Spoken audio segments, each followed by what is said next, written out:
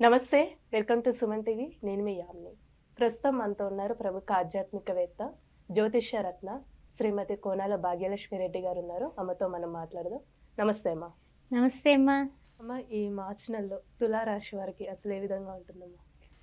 తులారాశి వారికి మార్చి నెలలో కొంచెం అన్ని విధాలా కూడా అంటే మిశ్రమమైనటువంటి ఫలితాలని చెప్పుకోవచ్చు. ముఖ్యంగా చిత్తా నక్షత్రం 3, 4 పాదాలు, స్వాతి నక్షత్రం 4 పాదాలు, విశాఖ ప్రథమ, ద్వితీయ, తృతీయ. ముఖ్యంగా చెప్పాలంటే కనుక ఈ తులారాశి వారికి కొంచెం మిశ్రమ ఫలితాలే కనిపిస్తున్నాయమ్మా.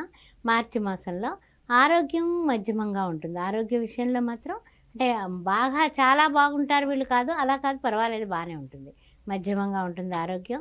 అదేవిధంగా కొన్ని విషయాల్లో పొందుతున్న అవకాశాలకు తగినటువంటి ప్రవర్తన వీళ్ళకు ఉండాలి. ఇప్పుడు అవకాశం వచ్చింది, అందుకున్నాము, దాన్ని పూర్తి చేయడానికి పూర్తి సంకల్పం చేసుకుంటే వీళ్ళకి అన్ని విధాలా కలిసి వస్తుంది. వ్యాపారంలో ఉండు, వృత్తుల్లో ఉండు, ఉద్యోగంలో ఉండు, రియల్ ఎస్టేట్ రంగంలో ఉండు, సినీ టీవీ కళాకారులైన, రాజకీయ నాయకులైనా, ఎవరైనా తులారాశిలో ఉన్నవాళ్ళు వచ్చిన అవకాశాలని సద్వినియోగం చేసుకోండి.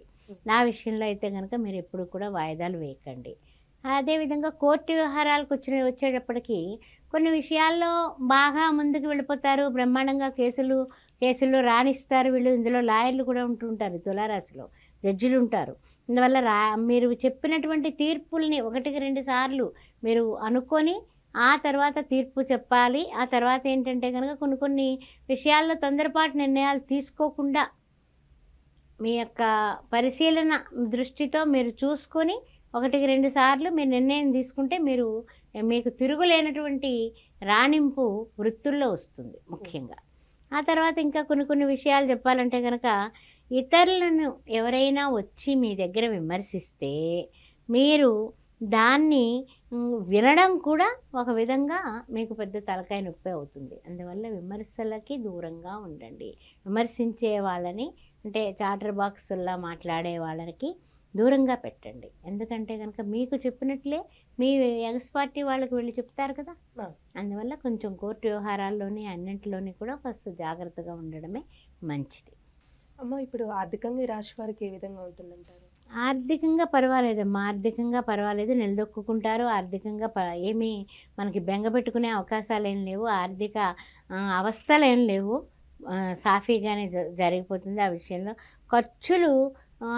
ఖర్చులు పెట్టేస్తారు, దానికి తగినటువంటి ప్రయోజనాలు ఏర్పాటు చేసుకోలేకపోతారు.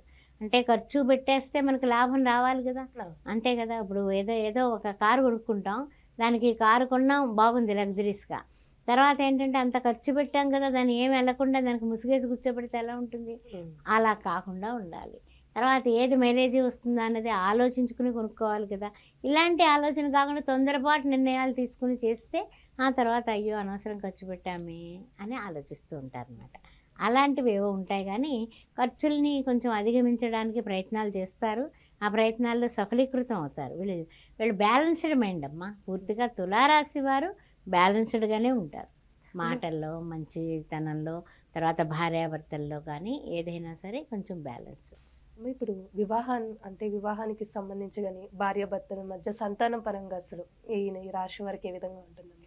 చాలా మంచి ప్రశ్న అమ్మ ఇది. ఏంటంటే తలపెట్టుకున్న పనులు ఆటంకం లేకుండా వెళ్ళాలన్నా, జరగాలన్నా, తర్వాత భార్యాభర్తల మధ్య మాట తేడాలు రాకుండా ఉండాలన్నా కూడా కొంచెం వీళ్ళకి గబక్కున ఎదుటి వాళ్ళ చెప్పిన మోసపు మాటల్ని నమ్మే అవకాశం ఉంది. ఆ విధంగానే ఎదుటి వాళ్ళని ఏమిటంటే అనుమానించడం కూడా ఉంటుంది. ఇప్పుడు భార్యాభర్తల మధ్య గొడవలు ఎప్పుడు వస్తాయమ్మా? అనుమానించేటటువంటి తత్వం భార్యకి కానీ భర్తకు కానీ. ఎక్కడికి వెళ్ళావు, ఎంతసేపు అయింది, ఏమిటంటే మగాడికి కోపం వస్తుంది, ఏం చేసావు పొద్దున్నుంచి అంటే ఆడదానికి కోపం వస్తుంది. అలాంటి మాటలతో తగువులు పడుతూ ఉంటారు వీళ్ళు. ఇది అయితే ఏంటంటే చిన్న తగువులే, పర్వాలేదు, సామరస్యంగా నింపాదిగా కాస్తంత మౌనంగా ఉండి పరిష్కరించుకోవాల్సిన తగువలే, పెంచే వరకు చూడకండి. అది ఒకటి. రెండు ఏంటంటే వివాహాది శుభకార్యాల నిమిత్తం వీళ్ళు చేసిన ప్రయత్నాలు కొలిక్కి వచ్చి ఒక మంచిగా సంబంధం కుదిరే విషయంలో మాత్రం వీళ్ళు ఆనందంగా ఉంటారమ్మా. సంబంధాలు అయితే కుదురుతాయి, దానికేం లోటు లేదు. కానీ కొంచెం ఖర్చు విషయంలో జాగ్రత్త పడటం అనేది చెప్పదగిన సూచన. మనం నేల మీద ఉంటే అన్నీ సాఫీగా జరిగిపోతాయి, మనం ఆకాశంలోకి చుక్కల గుర్రవెక్కి వెళితే మనకి ఖర్చులు పెరిగిపోతాయి. అందుకని ఆ విషయం గుర్తుపెట్టుకోండి. అయితే ఈ గ్రహ సంచారం కొంచెం అటు ఇటుగా మిశ్రమంగా ఉంది అనే విషయం కూడా ఈ తులారాశి వారికి ఇది ఇందాక చెప్పాను, మరలా చెప్తున్నాను. ఈ గ్రహ సంచారం ఎప్పుడైతే మిశ్రమంగా ఉందో మనం చేసే పనుల్లో ఇంట్లో కానీ బయట కానీ కొన్ని కొన్ని తలకాయ నొప్పులు మీకు ఎదురయ్యే అవకాశాలు ఈ నెల 3వ వారం నుంచి కనిపిస్తున్నాయి. అందుకని ఏంటంటే పరిస్థితులు ఎప్పుడైతే మారాయో కొంచెం ఆటంకాలు ఎదుర్కొంటారు. ఎప్పుడైనా సరే మనం వెళ్ళాం, ఈ పని అయిపోయింది, ఎంత హ్యాపీ, సంతోషంగా వచ్చేస్తాం. ఆ పని అవ్వలేదు, వాయిదా పడింది, అక్కడికి వెళ్ళినటువంటి పనికి సంబంధించిన మనిషి లేడు, ఇంత తిరుగుడు ఇంత వేస్ట్ అయిపోయింది కదా అనేసి నిరాశ.